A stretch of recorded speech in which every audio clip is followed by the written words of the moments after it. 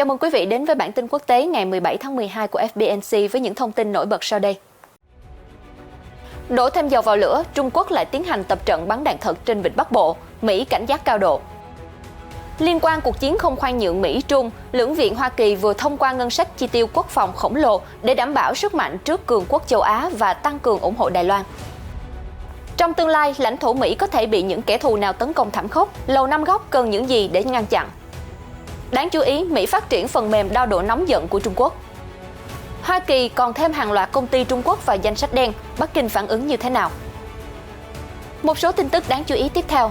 Hồng Kông lần đầu tiên bầu cử sau khi áp dụng gắt gao luật an ninh quốc gia. Triều Tiên tử hình ít nhất 7 công dân xem ấn phẩm giải trí Hàn Quốc.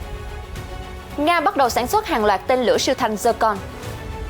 Hàng vạn người Philippines sơ tán khi bão đổ bộ với sức gió 165 km/h.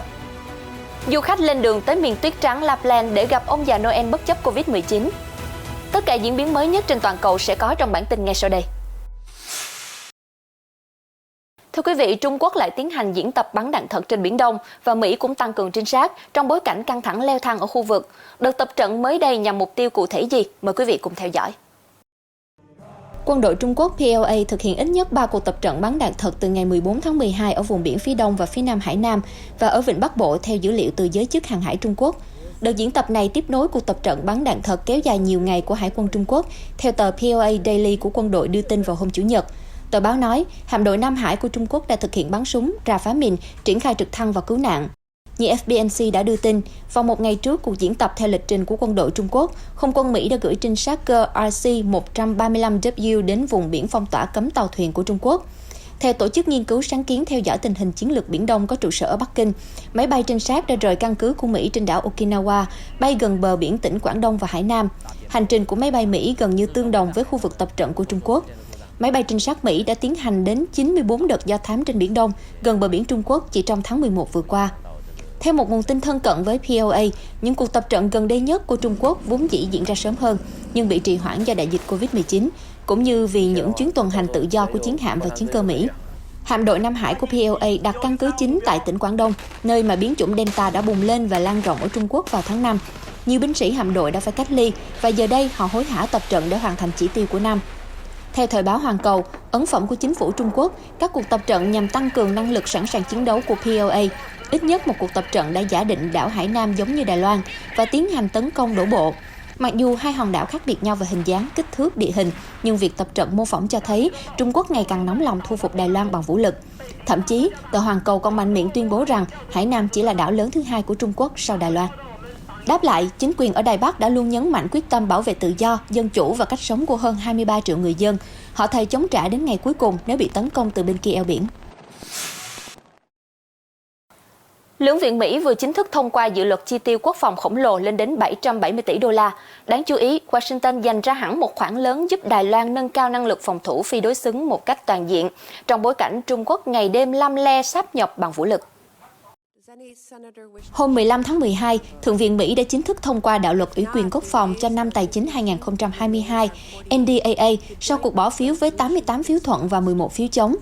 Tuần trước, dự luật này cũng đã được Hạ viện thông qua với 363 phiếu thuận và 70 phiếu chống. Như vậy, với sự ủng hộ mạnh mẽ của lưỡng đảng, dự luật sẽ được chuyển đến Nhà Trắng để được Tổng thống Joe Biden ký thành luật.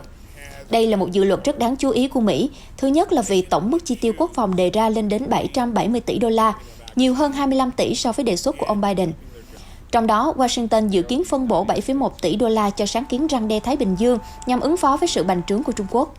Thứ hai, dự luật đặt ra nhiều điều khoản yểm trợ đắc lực cho Đài Loan để hòn đảo tăng cường khả năng phòng thủ phi đối xứng, bao gồm nhiệm vụ chống hạm, phòng thủ bờ biển, tác chiến dưới biển, phòng không, nâng cao năng lực chỉ huy, trao đổi thông tin liên lạc, tình báo, trinh sát. Ngoài ra, đạo luật còn mở đường để Hải quân Đài Loan tham gia cuộc tập trận vành đai Thái Bình Dương năm 2022, RIMPAC lớn nhất thế giới, được tổ chức 2 năm một lần do Mỹ dẫn đầu. Hạm đội Thái Bình Dương Hoa Kỳ hiện xem cuộc tập trận là hoạt động trọng yếu để bảo vệ các tuyến đường hàng hải quan trọng và tự do hàng hải qua các vùng biển quốc tế. Ngoài ra, theo dự luật, Giám đốc tình báo Mỹ được yêu cầu gửi báo cáo về nhất cử nhất động nhằm phá hoại hòa bình và ổn định ở eo biển Đài Loan của Trung Quốc, đồng thời liệt kê các nỗ lực của Hoa Kỳ nhằm chống lại các hoạt động đó.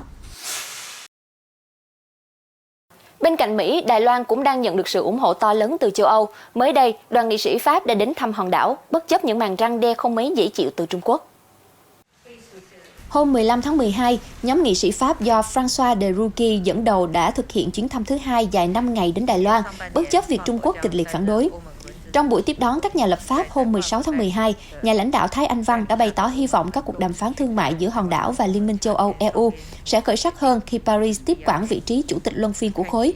Bà Thái cũng kêu gọi các nền dân chủ cần hợp quân gây sức mạnh, chống lại chủ nghĩa độc tài. Phía Đài Bắc cũng bày tỏ mong muốn tăng cường quan hệ với các nước phương Tây trong bối cảnh Bắc Kinh gây muôn vàn áp lực lên hòn đảo, từ quân sự đến ngoại giao. Chuyến đi của các nghị sĩ Pháp diễn ra trong bối cảnh Litva, thành viên EU đang có mối quan hệ sóng gió với Trung Quốc sau khi quốc gia Baltic cho phép Đài Loan mở văn phòng đại diện tại thủ đô Vilnius của nước này. Hôm 15 tháng 12, phái đoàn ngoại giao của Litva đã vội vã rời khỏi Trung Quốc sau khi Bắc Kinh hạ cấp quan hệ với Vilnius. Đối với người Mỹ, chiến tranh thường xảy ra ở đây, ở kia, tức bên ngoài lãnh thổ. Tuy nhiên, họ nên suy nghĩ lại và chuẩn bị kỹ hơn vì cuộc chiến tiếp theo rất có thể bùng nổ trên chính sân nhà Hoa Kỳ. Theo Bloomberg, trong các cuộc xung đột tương lai, Mỹ không phải là thánh địa tránh khỏi hỏa lực của kẻ thù. Washington đang tiến vào một thời kỳ dễ bị tấn công hơn ngay ở quê nhà. Các đại kình địch của Mỹ đang sở hữu công nghệ tiên tiến hơn để vượt khỏi những rào cản địa lý và mang đến cuộc giao tranh ngay trên đất Mỹ. Nếu bạn nói rằng Mỹ đã từng bị tấn công trước đây, vâng, đúng vậy. Người Anh đã thiêu đốt Mỹ trong cuộc chiến năm 1812. Người Nhật cũng khiến Mỹ nếm mùi cay đắng ở Hawaii năm 1941 và sự kiện kinh hoàng tháng 9 của 20 năm trước cũng xảy ra ở New York, Washington và Pennsylvania. Tuy nhiên, chúng ta dễ nhớ tới những sự kiện đó vì chúng xếp vào nhóm ngoại lệ. Còn nhìn chung, do sự kết hợp của sức mạnh quân sự và địa lý, nên lãnh thổ Mỹ được đảm bảo an ninh vượt trội hơn hầu hết các nước khác trên thế giới. Thế nhưng, câu chuyện giờ đây đã khác. Các đối thủ có thể dùng vũ khí hạt nhân đe dọa lãnh thổ Mỹ đang ngày càng tạo ra mối hiểm họa lớn hơn. Trung Quốc trước đây từng có kho hạt nhân nhỏ bé và dễ bị oanh kích phá hủy, giờ đã phát triển thần tốc năng lực răn đe hạt nhân. Bắc Kinh muốn đảm bảo có thể oanh kích Mỹ nếu xảy ra xung đột vì Đài Loan hay các vấn đề nóng bỏng khác. Cả Trung Quốc và Nga đều đang phát triển tên lửa tầm xa với mục tiêu chính là Mỹ. Chúng bao gồm tên lửa hành trình, phương tiện lướt siêu vượt âm và tên lửa đạn đạo xuyên lục địa. Mặt khác, nhiều chuyên gia lo ngại Trung Quốc có thể sử dụng bầy máy bay không người lái nhỏ cất cánh từ tàu container để tấn công các mục tiêu ở quần đảo Hawaii hay bờ Tây Hoa Kỳ. Vụ tấn công kiểu đó không gây ra đại thảm họa, nhưng chúng chắc chắn gây gián đoạn công tác hậu cần, liên lạc và vận chuyển khí tài của Mỹ một khi giao tranh xảy ra. Hoặc đó đơn giản chỉ là hành động răn đe của Bắc Kinh và Moscow, hoặc là để trả đũa nếu như căn cứ của Trung Quốc và Nga bị oanh kích. Trong khi đó, Triều Tiên cũng tiến nhanh tới cột mốc sở hữu tên lửa mang đầu đạn hạt nhân có thể nhằm trúng mục tiêu trên đất Mỹ. Thậm chí có lẽ Bình Nhưỡng đã nắm trong tay loại vũ khí hủy diệt này rồi. Đứng trước những mối đe dọa, câu hỏi đặt ra cho các nhà lập pháp Mỹ chính là liệu Washington có sẵn sàng dùng lực lượng vũ trang để đáp trả đòn tấn công từ kẻ thù ở xa, và liệu làm như vậy có phải là buông lỏng cảnh giác ở quê nhà, mời gọi kẻ thù oanh kích lần thứ hai? Bloomberg cho rằng không có giải pháp hoàn hảo cho thế lưỡng nan nói trên, chẳng hạn như hệ thống phòng thủ tên lửa có thể giúp bảo vệ các mục tiêu chiến lược, nhưng chúng quá đắt đỏ và không phải lúc nào cũng đáng tin cậy 100%. Điều tốt nhất mà Mỹ có thể làm là cải thiện những điểm yếu về an ninh nội địa thông qua sự kết hợp của phòng thủ, tấn công và phản công. Điều đó đòi hỏi đầu tư mạnh mẽ hơn vào hệ thống phòng vệ dân sự, bao gồm củng cố cơ sở hạ tầng chiến lược, xây dựng nhiều kho hậu cần và mạng lưới thông tin chống lại tấn công mạng. Trong thời bình, Mỹ cũng phải không ngừng nhấn mạnh khả năng và ý chí đáp trả thẳng tay nếu bị tấn công. Điều đó sẽ khiến kẻ địch phải cân nhắc về việc Mỹ tất tay chơi lớn, kích động một cuộc chiến toàn diện. Dù tung ra vô vàn đòn cứng rắn, quyết không để đại kình địch Trung Quốc mặc sức tung hoành, nhưng Mỹ vẫn sợ cảnh già néo đứt dây. Mới đây, quân đội Washington đã phát triển phần mềm, nói nôm na là đo độ nóng giận của Trung Quốc để tránh những hành động có thể phá vỡ quan hệ song phương vốn đã khá mong manh.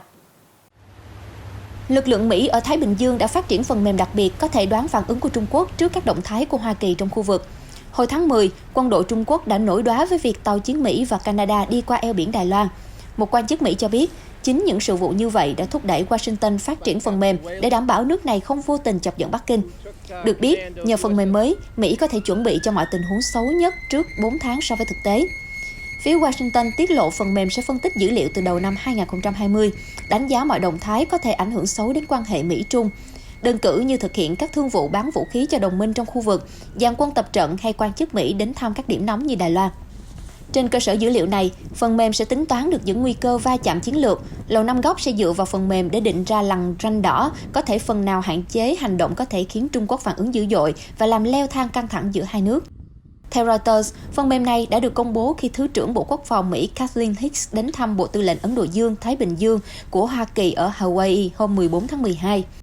Trong một cuộc phỏng vấn, bà Hicks nói, xung đột và thách thức ở vùng xám ngày càng lớn. Chúng ta cần thu thập nhiều dữ liệu để nắm rõ và kiểm soát các mối đe dọa cận kề. Tập đoàn Trung Quốc DJI Technology, nhà sản xuất thiết bị không người lái drone dân dụng lớn nhất thế giới, đã bị Mỹ thêm vào danh sách đen cấm đầu tư và nhập khẩu kể từ ngày 16 tháng 12. Lý do vì Nhà Trắng cho rằng DJI nhúng tay vào việc sử dụng công nghệ để giám sát vi phạm nhân quyền người thiểu số Hồi giáo Duy Ngô Nhĩ. Theo Financial Times dẫn hai nguồn tin cho biết, Mỹ sẽ thêm tổng cộng 8 công ty Trung Quốc ở hàng loạt ngành hàng từ chăm sóc y tế đến công nghệ vào danh sách đen cấm đầu tư. Đồng thời, hơn 20 công ty Trung Quốc cũng sẽ bị thêm vào danh sách hạn chế nhập khẩu từ doanh nghiệp Mỹ. Nghĩa là các tập đoàn Trung Quốc không thể mua hay sử dụng công nghệ và các bộ phận thiết bị sản xuất ở Mỹ. Một phát ngôn viên của DJI từ chối bình luận về thông tin của Financial Times. Năm ngoái, khi bị Mỹ cấm nhập khẩu, DJI khẳng định họ không làm gì sai để bị trừng phạt như vậy và vẫn muốn bán sản phẩm ở Hoa Kỳ, nơi mà công ty xứ Trung đã xây dựng một nền tảng khách hàng rất lớn. Trong khi đó, Bộ Ngoại giao Trung Quốc ngày 15 tháng 12 đã kịch liệt phản đối động thái trừng phạt mạnh tay hơn của Mỹ đối với các doanh nghiệp Trung Quốc. Từ Bắc Kinh, phát ngôn viên cho biết Trung Quốc phản đối Mỹ đàn áp các doanh nghiệp nước này và sẽ theo dõi sát tình hình. Hồng Kông sẽ tổ chức bầu cử Hội đồng lập pháp vào Chủ nhật tuần này, ngày 19 tháng 12. Đây là đợt bầu cử đầu tiên kể từ khi Bắc Kinh áp đặt triệt để luật an ninh quốc gia gây tranh cãi, làm thay đổi toàn diện hệ thống bầu cử của đặc khu. Trung Quốc vào tháng 3 thông báo thay đổi bước ngoặt với vùng lãnh thổ thuộc địa cũ của Anh, theo đó giảm số đại diện được bầu trực tiếp và tăng số ghế được Bắc Kinh chỉ định. Trưởng đặc khu Hồng Kông Carrie Lam vào tháng 9 nói rằng mục đích của thay đổi là để đảm bảo chỉ những người yêu nước mới có thể lãnh đạo đặc khu. Theo Reuters, luật an ninh quốc gia dấy lên lo ngại về viễn cảnh quyền tự trị của Hồng Kông bị phá vỡ hoàn toàn, chấm dứt cơ chế một quốc gia hai hệ thống theo thỏa thuận chung Trung-Anh năm 1997. Trong khi đó, chính quyền thân Bắc Kinh nói rằng luật an ninh giúp khôi phục trật tự xã hội và đảm bảo sự phát triển kinh tế, tài chính hùng mạnh của xứ Cảng Thơm. Cuộc bầu cử sắp diễn ra trong bối cảnh Hồng Kông năm nay đã bắt giữ diện rộng hàng loạt nhân vật nổi bật nhất trong làn sóng đấu tranh đòi dân chủ. Tổng cộng 47 chính trị gia đối lập đã bị bắt ngày 6 tháng 1 và sau đó bị buộc tội theo luật an ninh. Hàng loạt tội danh do Bắc Kinh áp đặt bao gồm lật đổ, ly khai, thông đồng với thế lực nước ngoài. Nhiều tội danh đối diện với mức án cao nhất là tù chung thân. Luật an ninh quốc gia được ban hành vào tháng 7 2020, hơn một năm sau cuộc biểu tình rung chuyển xứ Cảng Thơm, bao gồm chiếm giữ tòa nhà lập pháp, phá hoại văn phòng liên lạc của chính phủ Trung Quốc tại thành phố và các cuộc đụng độ kéo dài tại Đại học Bách khoa Hồng Kông. Bộ Quốc phòng Mỹ mới đây đã bày tỏ quan ngại sâu sắc trước việc Trung Quốc điều động binh lực và khí tài khủng đến biên giới với Ấn Độ, khiến nơi đây hóa thành chảo lửa. Vậy, liệu Washington có tính đến chuyện điều quân đến yểm trợ đồng minh hay không? Xin mời quý vị tiếp tục theo dõi. Theo các quan chức Ấn Độ, trong vòng vài tháng qua, Trung Quốc vẫn duy trì lực lượng quân sự đáng kể gần biên giới với nước này. Chưa dừng lại ở đó, phía Bắc Kinh cũng tăng cường thực thi các màn diễu võ dương ngoài, răn đe nước hàng xóm với nhiều cuộc tập trận quy mô. Tạp chí Foreign Policy cho biết, vào tháng trước, Trung Quốc đã triển khai máy bay ném bom chiến lược tầm xa đến khu vực. Trước những động thái gây hấn từ bên kia biên giới, một quan chức Ấn Độ tiết lộ rằng Mỹ đang tích cực chia sẻ thông tin tình báo với nước này, nhưng vẫn chưa rõ liệu Washington có hỗ trợ quân sự cho New Delhi hay không. Kể từ cuộc chiến năm 1962, Ấn Độ và Trung Quốc không có đường biên giới rõ ràng trên dãy Himalaya. Do đó, nơi này trở thành địa bàn tranh chấp nảy lửa giữa hai nước. Quân đội Trung, Ấn thi nhau dàn quân và khí tải lên vùng núi cao. Đỉnh điểm, hồi tháng 5 năm 2020, binh lính hai bên đã va chạm ở khu vực gần hồ Pangosor. Tiếp theo đó là hai cuộc đụng độ vào tháng 6 và tháng 8 khiến hàng chục binh sĩ của cả hai bên thiệt mạng. Ấn, Trung đã tổ chức các cuộc đàm phán nhằm giảm leo thang căng thẳng ở biên giới, nhưng hầu như chưa đạt được tiến triển đáng kể. Xin được chuyển sang tin tức đáng chú ý ở những khu vực khác. Thưa quý vị, ít nhất 7 người bị hành quyết ở Triều Tiên chỉ vì xem và phát tán ấn phẩm truyền thông của Hàn Quốc, bao gồm MV K-pop và các bộ phim đình đám của xứ Kim Chi. Thông tin này do nhóm công tác tư pháp chuyển tiếp, một tổ chức nhân quyền ở Seoul mới đây tiết lộ. Báo cáo cho biết, ít nhất 23 người bị tử hình từ khi nhà lãnh đạo Kim Jong-un lên nắm quyền.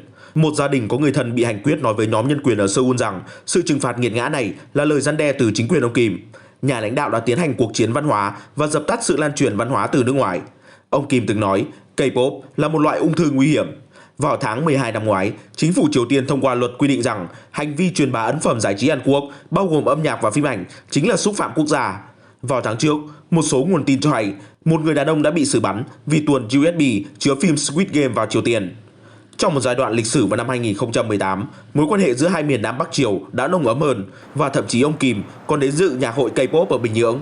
Tuy nhiên, theo Business Insider dẫn lời chuyên gia, ông Kim đã mạnh tay dập tắt sự ảnh hưởng của văn hóa Hàn Quốc sau khi đàm phán phi hạt nhân hóa đổ vỡ với chính quyền cựu Tổng thống Mỹ Donald Trump, và sau đó nền kinh tế Triều Tiên cũng gặp khủng hoảng nặng nề. Nhà phân tích Jenny Thao từ trung tâm Stimson cho biết, trong thời buổi khó khăn, chính quyền Triều Tiên đã củng cố quyền lực tập trung và cố gắng tái kiểm soát xã hội hà khắc hơn. Chúng ta thường nhìn thấy những biện pháp đàn áp văn hóa mạnh mẽ hơn vào giai đoạn khó khăn so với lúc bình thường. Cũng về Triều Tiên, một nhóm 7 nước thành viên Liên Hiệp Quốc bao gồm Nhật Bản, Anh và Mỹ đã lên tiếng kêu gọi Bình Nhưỡng thả tự do ngay lập tức cho những người bị bắt cóc suốt hàng chục năm qua. Lời kêu gọi được đưa ra trong thông báo chung sau khi Hội đồng Bảo an Liên Hợp Quốc vào ngày 15 tháng 12 mở cuộc họp thảo luận vấn đề nhân quyền ở Triều Tiên. Cuộc họp kín tiến hành theo yêu cầu của Mỹ và các nước châu Âu. Thông cáo chung cho biết, chính quyền Triều Tiên đã tiến hành các vụ bắt cóc xuyên biên giới, cụ thể là với công dân của Nhật Bản và nhiều nước khác. Thông cáo từ Liên Hợp Quốc kêu gọi Bình Nhưỡng giải quyết tất cả mọi vấn đề liên quan đến nạn nhân bị bắt cóc, bao gồm cho phép họ hồi hương ngay lập tức. Liên Hợp Quốc cáo buộc Triều Tiên vẫn tiếp tục giam giữ tù nhân chính trị và có hành vi ngược đãi quyền lợi của họ, bao gồm ép lao động khổ sai. Hội đồng Bảo an Liên Hợp Quốc cho rằng sự ngược đãi còn tăng lên từ khi Triều Tiên đóng chặt cửa biên giới để ngăn cản Covid-19. Qua đó, Bình Nhưỡng cũng gạt đi mọi sự hỗ trợ nhân đạo từ cộng đồng quốc tế dành cho những người tuyệt vọng mong muốn được giúp đỡ. Đại sứ Nhật Bản tại Liên Hợp Quốc Ishiken Kimihiro nhấn mạnh, thông báo mới đây cho thấy quốc tế có chung lo ngại về vấn đề nạn nhân bị bắt cóc đến Triều Tiên.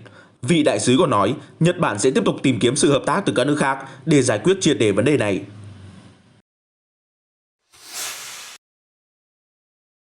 Chuyển sang một số tin tức về Nga, thưa quý vị. Ở phần đầu bản tin, chúng ta đã đề cập Nga là một trong những nước sở hữu tên lửa có thể gây nguy hiểm to lớn cho lãnh thổ Hoa Kỳ. Và có lẽ người Mỹ càng phải lo lắng hơn khi Moscow đã chính thức bắt đầu sản xuất hàng loạt tên lửa siêu thanh Zircon. Theo truyền thông Nga, Zircon là loại tên lửa siêu thanh đầu tiên trên thế giới mà không có hệ thống phòng không nào có thể đánh chặn. Tàu chiến Nga sẽ được trang bị tên lửa bất khả chiến bại này vào đầu năm sau, 2022.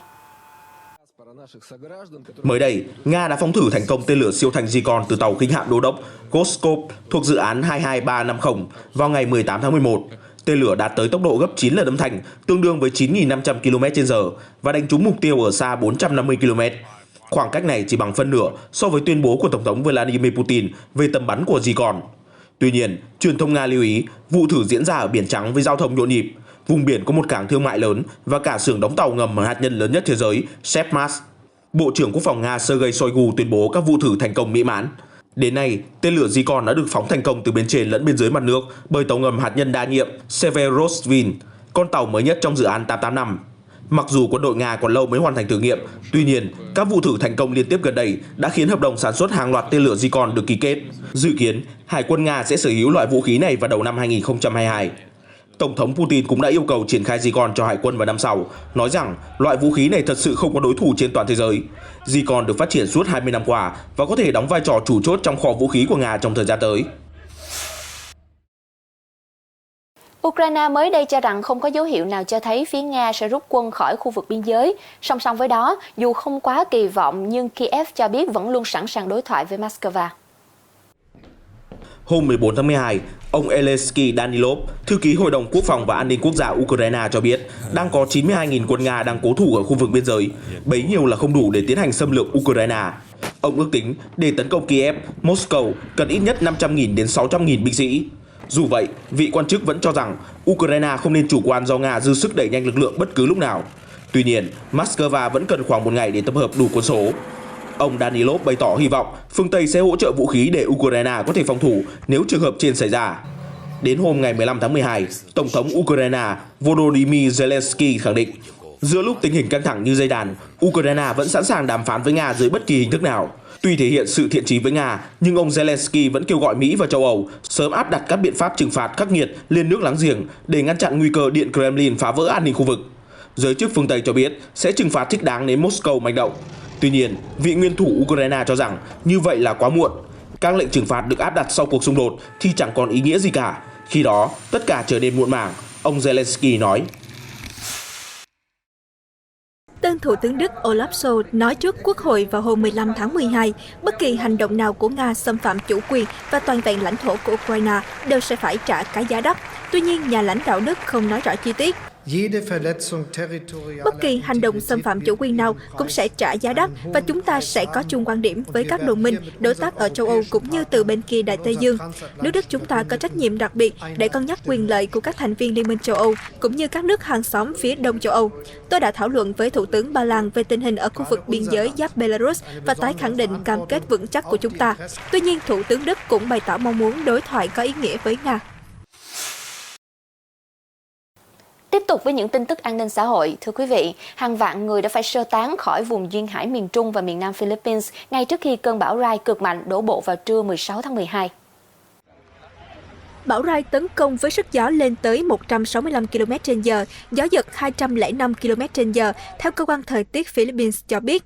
Các cư dân thành phố Cagayan de Oro, miền Nam Philippines đã được lực lượng hải cảnh sơ tán sau khi xảy ra mưa lớn như trút nước ở đảo Macombot thuộc tỉnh Bohol. Cư dân cũng phải sơ tán khẩn cấp do có mưa rất lớn.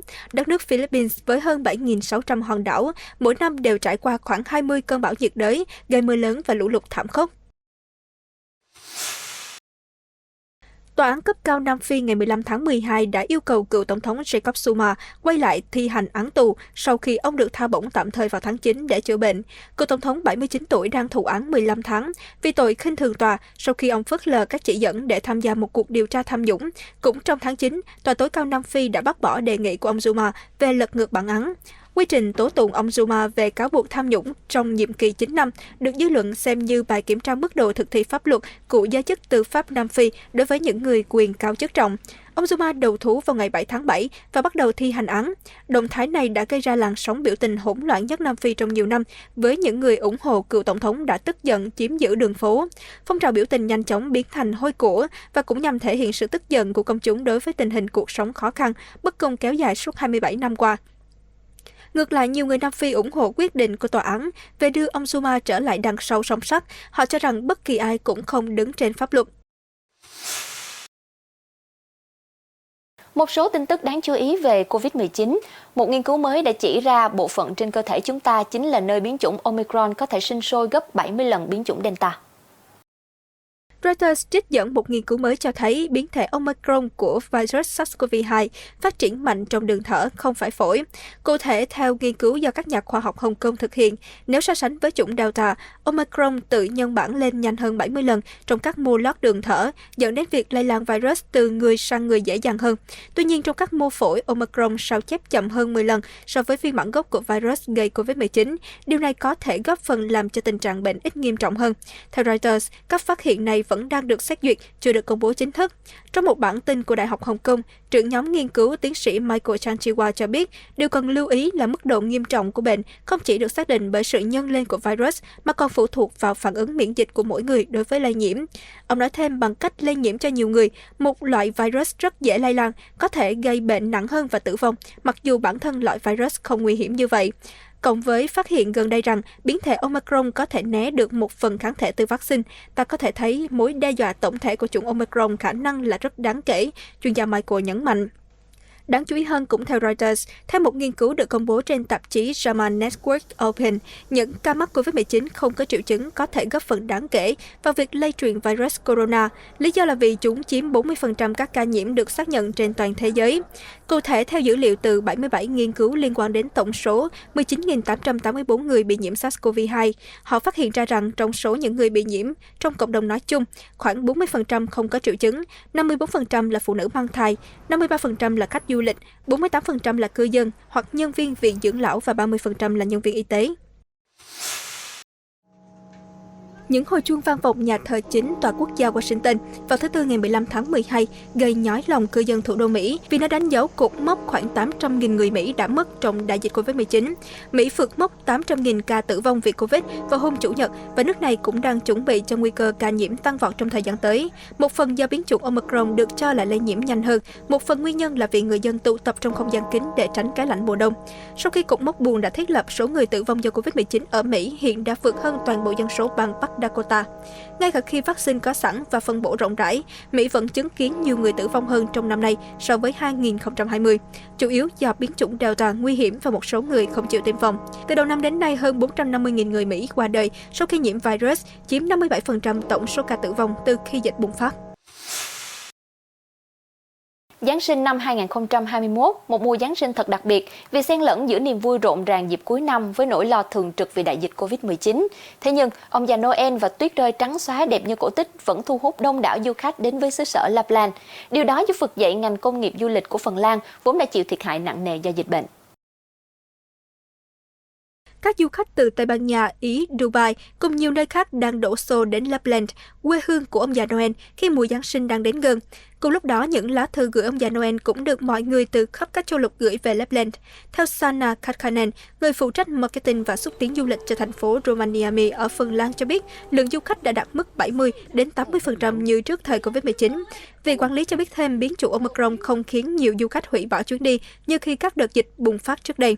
Tập đoàn hàng không Finavia của Phần Lan cho biết, số chuyến bay thuê bao trong mùa Giáng sinh này đã đạt gần 90% so với mùa năm 2019.